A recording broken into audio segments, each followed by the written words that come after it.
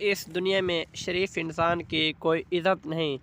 جو انسان جتنا زیادہ شریف ہوتا ہے لوگ اس کو پر اتنا ہی نہیں دباؤ ڈالتے ہیں اور یہ کوشش کرتے ہیں کہ یہ ہمیشہ ان کے قابو میں رہے اور اس کی عزت نفس کے ساتھ کھیلتے ہیں۔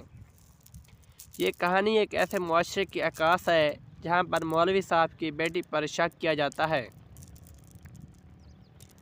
گاؤں کی عورتیں مولوی کے گھر آنے لگیں اور پوچھنے لگیں کہ ایسا کیا ہو کیا کہ بیٹی کو یہ گناہ کرنا پڑا، اس کی شادی کیوں نہ کروا دی، کس کے ساتھ منہ کالا کیا۔ غرض جتنے منہ اتنی باتیں۔ گاؤں کی پنچایت نے مولوی صاحب سے امامت واپس لے لی اور انہیں 1 ماہ کا وقت دیا کہ وہ اپنی رہائش کا بندوبست کسی اور گاؤں میں کر لیں۔ گاؤں والوں نے بھی اپنی بچیوں کو مولوی کی بیوی کے پاس بھیجنا چھوڑ دیا۔ ہر طرف سے مولوی صاحب پریشانیوں میں گھیرے جا چکے تھے، انہیں کوئی راستہ دکھائی نہیں دے رہا تھا۔ ایک دن وہ پریشانی کے عالم میں بیٹھے تھے کہ دروازے پر دستک ہوئی۔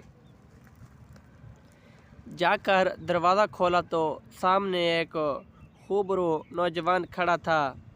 اندر آنے کی اجازت طلب کی تو مولوی صاحب پریشانی کے عالم میں کچھ سوچنے لگے۔ لڑکا سمجھ گیا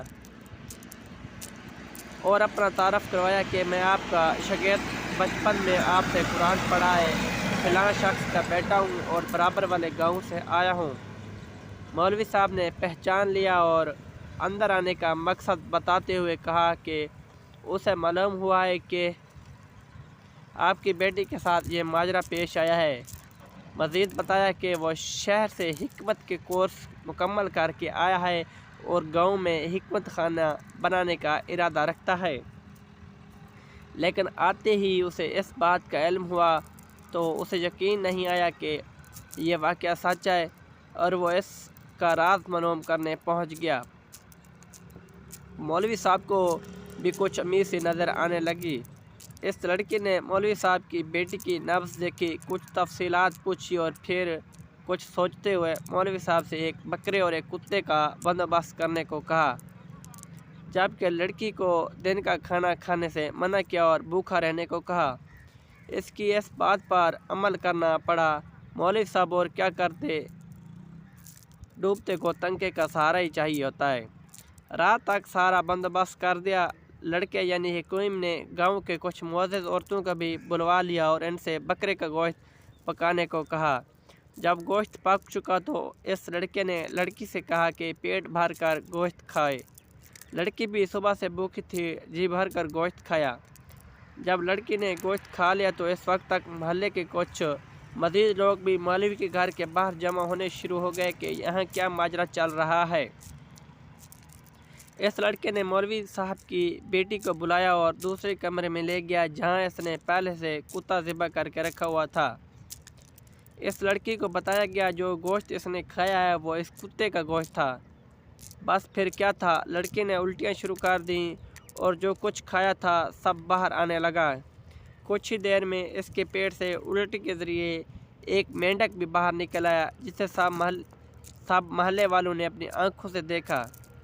جیسے ہی مینڈک باہر نکلا لڑکی کو کچھ سکون سا محسوس ہونے لگا تو وہ لڑکا کہنے لگا کہ اس لڑکی نے کسی ندی یا دریا کا پانی پیا تھا۔ اس وقت چھوٹا سا مینڈک کا بچہ اس کی حلق کے ذریعے پیٹ تک جا پہنچا۔ جب وہ مینڈک کا بچہ بڑا ہوا تو اسے تکلیف شروع ہو گئی اور انفیکشن کی وجہ سے پیٹ بھی پھولنا شروع ہو گیا۔ گاؤں کے سب لوگ اس لڑکے کی ذہانت اور حکمت دیکھ چکے تھے اور اس لڑکے کی پاک دامنی بھی سب پر واضح ہو گئی۔ مولوی صاحب نے اس لڑکے کے اصرار پر اپنی بیٹی نکاح اس نوجوان سے کر دیا اور یوں ہی وہ ہنسی خوشی اپنی زندگی بسر کرنے لگے۔ اگر سٹوری اچھی لگے تو چینل کو سبسکرائب کر کے بیل آئیکن کو پریس کر لیں تاکہ ہر نئی آنے والی ویڈیو کا نوٹیفیکیشن بآسانی آپ تک پہنچ سکے، اور کمنٹس باکس میں اپنی رائے کا اظہار ضرور دیجیے کہ ہماری سٹوری آپ کو کیسی لگی۔ شکریہ، اللہ حافظ۔